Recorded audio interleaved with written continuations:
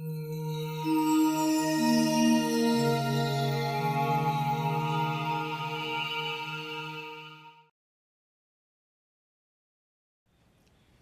many of you have left this for this? Some of you? Each year, millions of working women make the decision to leave their jobs and careers so they can stay home and raise their children. They tell themselves they're doing the right thing, being a good mother. And although they get tremendous joy out of spending so much time with the kids, they often have a secret frustration. It's hard for them to admit, even to other women, even to their partners. A voice inside that says, I'm not fulfilled. I'm not totally happy. Now, Joanne's one of those women. Where are you, Joanne? Am I describing you here? Yes, completely. That's why I came on this show. You know, a lot of my friends think that I should be singing and dancing and making cookies, just like June Cleaver did. And a lot of time, the only thing I'm singing is the blues. That's about it for me. You know, I'm lonely. I run after adults that are down the street so they could talk to me. It's a different situation, I think, than a lot of people do believe it is. Used to have the career, now carrying the diapers. Right. All right. We are with a whole audience of people in that situation. You are not alone, Joanne. I'm Barbara De Angelis. Today we're here with women who love their families but aren't feeling as fulfilled as they think they should be as full-time moms and are feeling a little bit guilty about it. And some of them even lie to their husbands and friends because they're afraid of what people are going to think. Join us as we talk about what happens when a career woman turns homemaker. Next.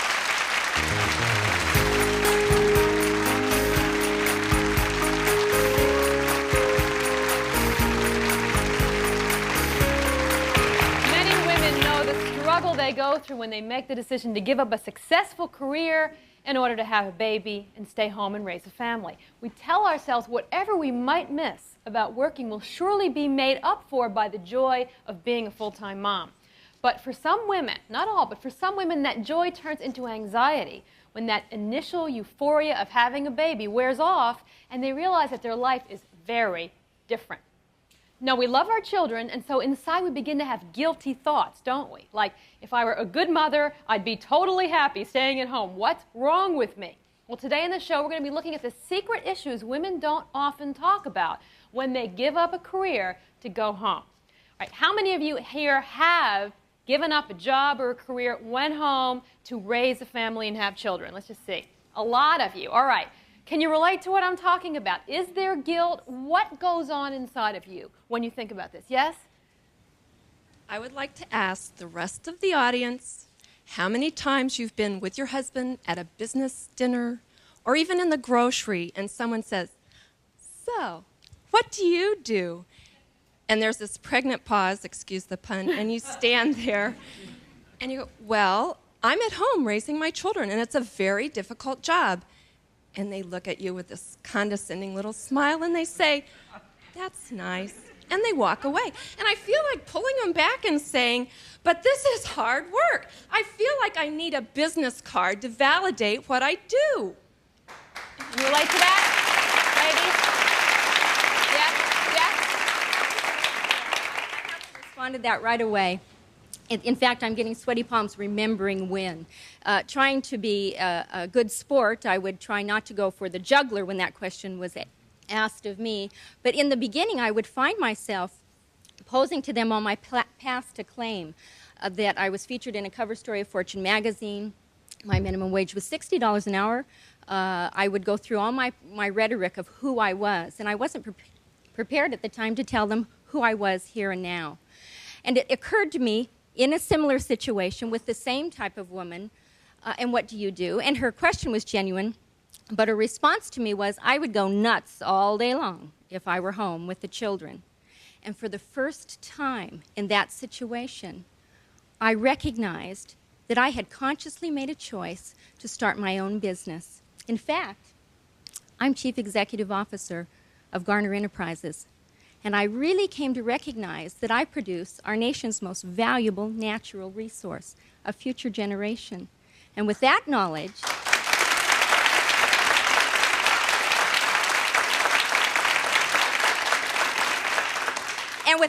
I got my business cards printed up and went out there and let everyone know I'm a career mom. Thank you very much. The business cards, and I said, stand up again, stand up. What did you do before you became a full-time mom? This is my third career. First, I was an interior designer. My original degree was in interior design. Then I went back and got my MBA, had a baby, finished my MBA, went to work in a bank downtown Houston for 2 years. Then I moved here after the second baby, and I've been home for 2.5 years. Okay. When other people look at you and say that, is it mostly men or women? I find both. Other moms respond very well. Other career women don't know what to say to you. Okay. They don't know how to respond. Okay. Do you feel like they're saying you can't possibly be fulfilled doing this? Possibly. All right. Is there a part of you, when they say that, that feels a little guilty because sometimes you're not totally fulfilled doing it? Sure. Okay. I feel guilty because I worked when I had my first child. Okay. I feel guilty the days that I wish I weren't home and I were working. Right. See, so it's like not a win-win situation. You're home and you feel I'm missing something out there, right? You're out there and you think I should be really home with my kids. All right. Who else is going through this whole process? Yes? I can really relate to what they're saying because I've run into that a lot. But my problem is I'm at home and I really enjoy it, but I run into problems when it comes to spending money, especially on myself, because I'm not bringing any money into the home any longer. So, you know, I feel really guilty I'm doing that. But my husband doesn't help either because he wants me to ask him first before I buy things. Oh, okay. You So know. before you had your own income. Yeah. All right. You don't like this. So when you were making money and he was making money and you wanted to buy a pair of blue shoes. Oh, yeah, we had separate. You could just everything buy a was pair of separate. blue shoes. Now, when you buy a pair of blue shoes, you have to ask him for the money to buy the shoes? Yeah. It makes me feel like I'm talking to my dad. All right, and, and explain why you need another pair of Yes. shoes, right? We have to get into it. And I've even gone as far as, you know, getting something and like a new shirt or something and putting it on. And he'll say, oh, is that new? You know, no, hon, I've had this for months, you know? All right, we're coming back to you. We're not finished. We're going to come back, talk to her and a woman who says that she has to make a list of what she does all day long just to get her husband to understand how much work she does. Come back with us. All right, we have to get back to this. We can't leave this money issue. All right, stand up again. We're talking about the fact that you have to ask your husband for money for anything, and you end up lying to him about things you buy. They used to make good money and share the expenses. Now you're raising, what, one child? One child, yeah, one a 3-year-old child, little boy. Hard work. All right. How many guys in the audience think that she should have to ask? If your wives are here, of course, you're going to have to say, oh, I don't agree with this. How many men, but seriously, feel that you should, if you're a homemaker, have to ask for money to buy personal items? How many guys agree with this? They're afraid. He's afraid. Talk to my husband. Half and half. Right. It's hard. All right. Do you feel it's fair? No. Right. Have you told him you think it's unfair? Uh-huh. Right. What does he say? Well, you know, he just feels that since I'm not bringing money in, he wants to have, you know, more say. Control. What's happening. More control. Control. All right. Well, because, you know, he's the only income coming in, so he has, you know, he gets worried about it and The stuff. problem is, though, you start feeling like a little girl, and he is like daddy, and the resentment builds up, and it affects the rest of the relationship. Just because you're home raising kids full-time does not mean you do not have rights or that you're not earning your full share, and you need to really let him know. Now, this reminds me of the person, where's the woman with the lists? All right, we actually heard that, and is this your husband? Yes. Okay. This is my husband. How did these lists start, first of all? Well, these lists started basically for me to be able to validate what I do during the day. I have 2 babies, and I'm staying at home.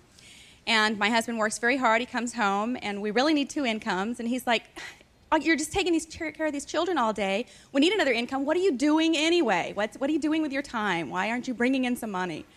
So at the end of the day, I didn't even know what I was doing. I was so crazy. And we started the list for me to be able to say, this is what I do. And I'm really not a person who isn't doing anything. You're not watching soap operas and doing your nails all day long? No. Isn't that what you do as mothers? Oh, wait a minute. But by the end of the day, you feel that way sometimes. You just don't know. I'm going to read what you this. do. All right. 7 to 7:30, fix breakfast and lunch. 7:30, eat breakfast, change the baby, pick up dishes, kitchen. 8 to 9, feed the baby, clean the bottles, make formula, clean the bowl, clean the dog pen, clean the chair and the tray. 9 to 9:15, grind coffee, clean the grinder, clean the counter. It's 9:15 and she's exhausted already. All right, stand up, stand up.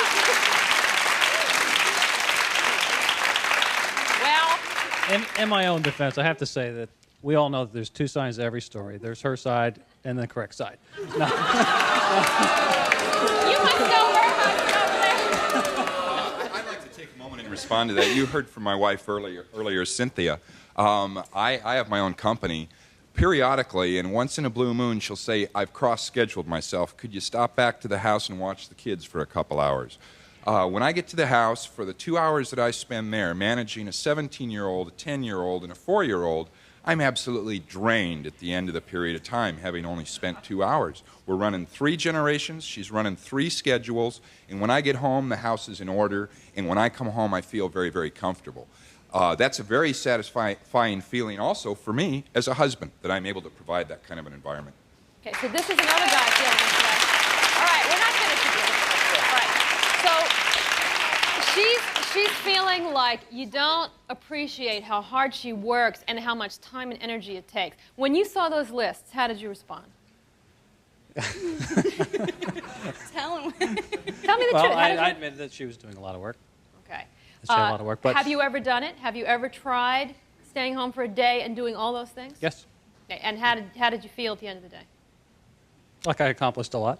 But see, that's a good point, because she feels like she's accomplishing a lot too. It may not be bringing in money, which is of course how society values things, but she's accomplishing a lot of things, and I think what she's saying is, I need you to be proud of me for cleaning the bowl, cleaning the dog, cleaning the baby, right?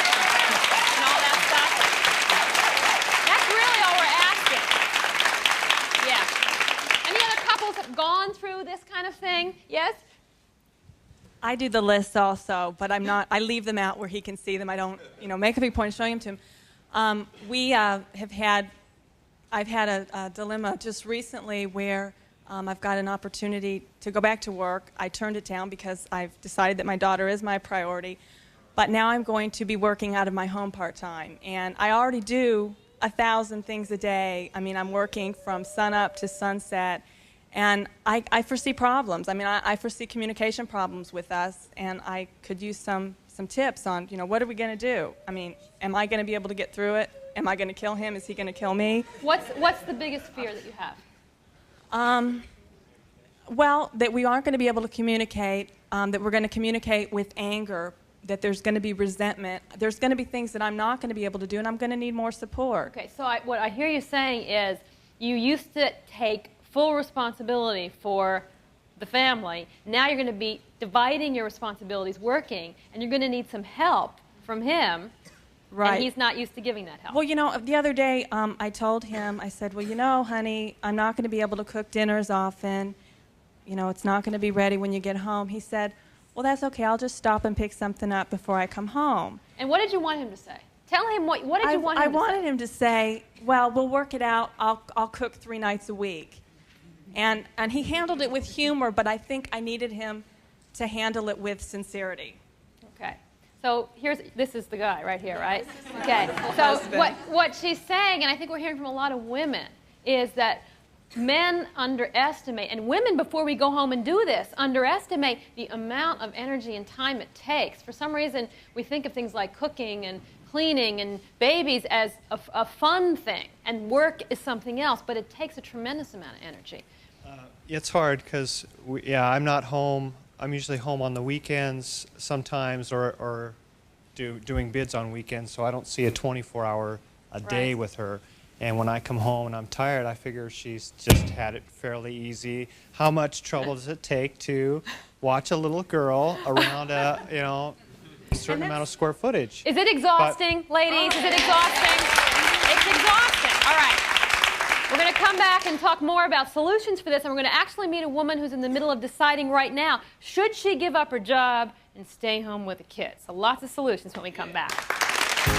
Listening to all of you, I'm hearing a few things. We're talking about how sometimes, even though we tell ourselves we should be fulfilled, being full-time moms, we're not. And one thing that's come up from a lot of the women is that maybe some of that lack of fulfillment is that we don't feel completely understood or supported by our husbands. No one realizes how hard we're working, so we're not getting the same kind of acknowledgement at home that we got at work. I mean, when you go to work, number one, you get a paycheck, right? And you get someone saying, good job, thanks for the report. When you change the diapers and clean out the dog bowl, you get what's for dinner, honey. So I think one thing you can do to feel more fulfilled as a full-time mom is make sure you're getting that acknowledgement and that gratitude from your partners. And guys, that's going to help keep her happy at home if you give her that kind of validation. Unless you want to give her a check, which I'm sure she would also be happy to take, all right? All right. Does anybody else, we're talking about what you miss. What do you end up missing by staying at home? What do you end up missing the most by staying at home? Yes? Barbara, I feel like a lot of the other gals here today who I did miss the joys of going out and having a chance to be away and getting that extra paycheck. But I have 5 children. I had 5 within 6 years. It's my pleasure to choose to stay home. And I think you can have the best of both worlds. I think there's a lot of ways open to women. One is home-based businesses. I choose to be involved in 2 different companies. One is selling the clothing that I'm wearing. It's great you're home. You work when you want to, where you want to, and with whom you'd like to. And it's a great way to still be home with your children. So it's giving you that satisfaction that you can't get from just dealing with infants or kids all the time. I did feel unfulfilled. Even they just kept coming, those babies. We went from 1 to 2 to 4 to 5, and it's great. You feel like you're contributing, but I do want to be home with them as long as possible. That's great. Thank you for that. Yes. All right. Now, I mentioned before that there's somebody here who's trying to decide, should I stay home with kids? Should I quit my job? Who is that person? Yes, hi. You're listening to all this. You're listening to the pros and the cons. Well, in a way, I don't feel sorry for all you moms at home because I'm going through a different conflict. I worked through college. I paid for my entire education. I went to graduate school. I worked my buns off to become a VP in an oil company. And now I have this perfect, angelic, beautiful 11-month-old baby sitting at home smiling at me, making me feel very guilty when I get home. And I feel torn. I don't know what to do. And I listen to you, and I realize whatever I do, it's a trade-off. But I'm in a tough position. Does anybody have suggestions? Well, the first thing I think you said yourself, it is a trade-off. You miss something by going to work, and you miss something staying home. We can't have everything when we make one of those decisions. I think it's a question of what's going to make you the happiest. See, the problem is some women are just not happy being full-time moms. Some women love it. They adore it. But some women aren't happy, and an unhappy mother is definitely not a great mother. The kids feel it, the husband feels it, and for that woman, working part-time or working full-time is not something that she's doing and putting her children aside. She's saying, if I'm miserable, everyone's going to be miserable. I think we are all different as women. That's what's important. So you need to really decide for yourself, what's going to make me the happiest? You might want to try it for a while and see, but don't feel guilty if you're not happy with it. That's really the message here, is that we shouldn't feel guilty if being a full-time mom doesn't make us happy, and we shouldn't feel guilty loving it and having to explain ourselves to people if we really love being at home. All right, we'll be back with some more solutions.